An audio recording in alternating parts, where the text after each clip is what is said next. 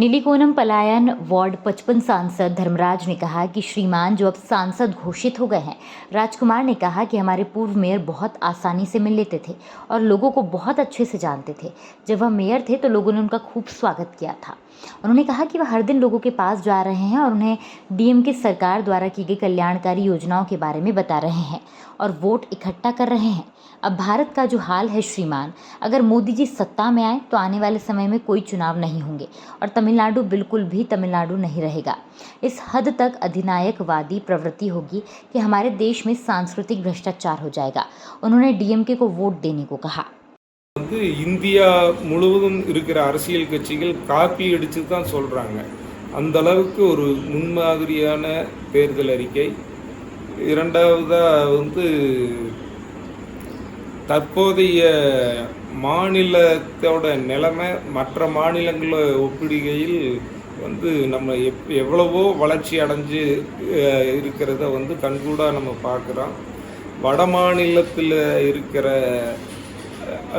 நபர்களெல்லாம் நம்மக்கிட்ட இங்கே வேலை செய்கிற அளவுக்கு நம்மளோட தரம் உயர்ந்து காணப்படுது.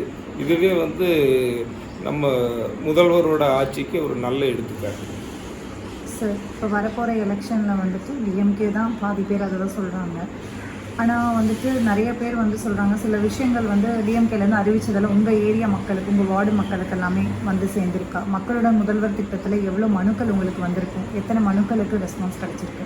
மக்களுடன் முதல்வர் திட்டத்தில்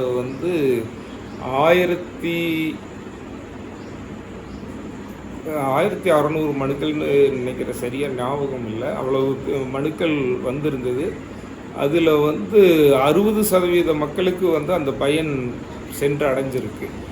இன்னும் நிலுவையில் இருக்கிறதெல்லாம் இந்த தேர்தல் முடிஞ்சதுக்கப்புறம் அதை பார்த்து யாருக்கு அந்த சேவைகள் கிடைக்க பெறலையோ அனைவருக்கும் கிடைக்கிறதுக்கு ஏற்பாடு செய்வோம்.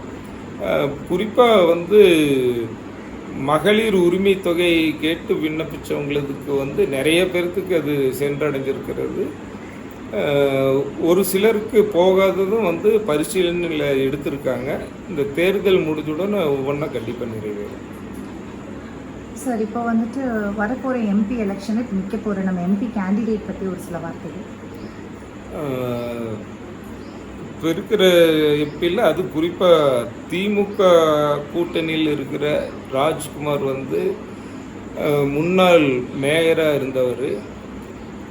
பழகுவதற்கு மிக எளிமையானவர். முதல்ல யார் போனாலும் நேரடியாக பார்க்கலாம். ரொம்ப ஹம்பிள் பர்சன் அவர்.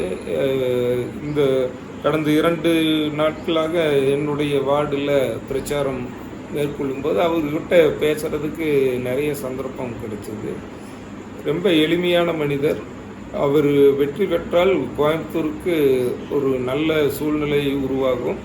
நாங்கள் எங்களை மாதிரி கவுன்சிலர் எல்லாம் எளிதில் அணுகக்கூடிய ஒரு நபராக இருப்பார்.